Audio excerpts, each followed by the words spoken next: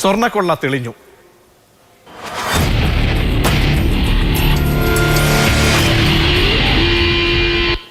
കൊടിമര പ്രതിഷ്ഠയിൽ അഭിഭാഷക commissioner ASP കുറുപ്പിനെ കുറ്റപ്പെടുത്തിയ report ഹൈക്കോടതിയിൽ Devaswom vigilance സമർപ്പിച്ച റിപ്പോർട്ടിലാണ് പരാമർശങ്ങൾ. റിപ്പോർട്ടിന്റെ പകർപ്പ് മാതൃഭൂമി ന്യൂസിന് ലഭിച്ചു. ശബരിമല സ്വർണ്ണക്കൊള്ളയുമായി ബന്ധപ്പെട്ട അന്വേഷണങ്ങൾക്കിടെയാണ് 2017 കൊടിമര പ്രതിഷ്ഠയുമായി ബന്ധപ്പെട്ട വിവാദങ്ങളും ഉയരുന്നത്. ഇത് സംബന്ധിച്ച് വിശദമായ അന്വേഷണം നടത്താൻ ദേവസ്വം വിജിലൻസിനോട് ഹൈക്കോടതി നിർദ്ദേശിക്കുകയായിരുന്നു. പത്രമാധ്യമങ്ങളിൽ വന്ന വാർത്തയുടെ അടിസ്ഥാനത്തിലാണ് അന്വേഷണം നടത്തിയതെന്ന് ദേവസ്വം വിജിലൻസ് റിപ്പോർട്ടിൽ വ്യക്തമാക്കുന്നുണ്ട്.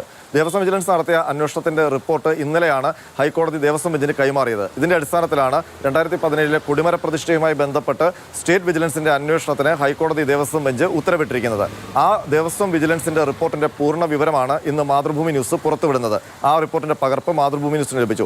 ആ റിപ്പോർട്ടിൽ കൃത്യമായി അന്ന് സംഭവിച്ച വീഴ്ചകൾ എന്തൊക്കെയാണ് എന്ന് അക്കമിട്ട് നിരത്തുന്നുണ്ട് ദേവസ്വം വിജിലൻസ്.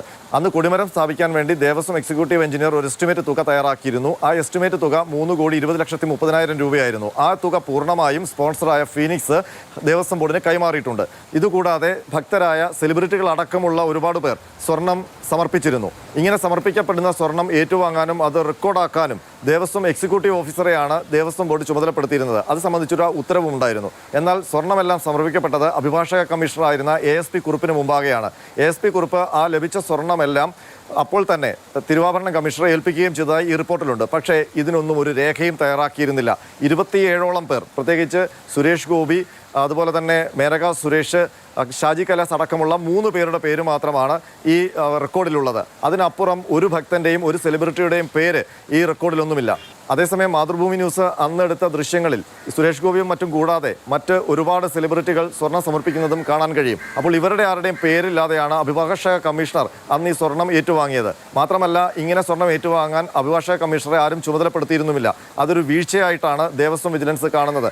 അപ്പോൾ ലഭിച്ച സ്വർണത്തിന്റെ കൃത്യമായ വിവരമില്ല. അങ്ങനെ വരുമ്പോൾ സ്വർണ്ണക്കൊടുമരവുമായി ബന്ധപ്പെട്ട് ഏതെങ്കിലും തരത്തിലുള്ള അഴിമതി നടന്നിട്ടുണ്ടെങ്കിൽ അത് കണ്ടെത്താൻ വരവ് ചെലവ് കണക്കുകൾ കൃത്യമായി അറിയണം. അപ്പോൾ അതിൽ സമഗ്രമായ അന്വേഷണം വേണം എന്നാണ് ദേവസ്വം വിജിലൻസിന്റെ ശുപാർശ. അതേസമയം ദേവസ്വം വിജിലൻസ് ഈ റിപ്പോർട്ടിൽ പറയുന്ന പ്രധാനപ്പെട്ട മറ്റൊരു കാര്യം, പഴയ കൊടിമരം അഴിച്ചപ്പോൾ അതിൽ 3 ആലിലകൾ ഉണ്ടായിരുന്നു. അതിൽ 2 ആലിലകൾ മാത്രമേ ഇപ്പോൾ സ്ട്രോങ് റൂമിലുള്ളൂ. ഒരാലില നഷ്ടപ്പെട്ടിരിക്കുന്നു.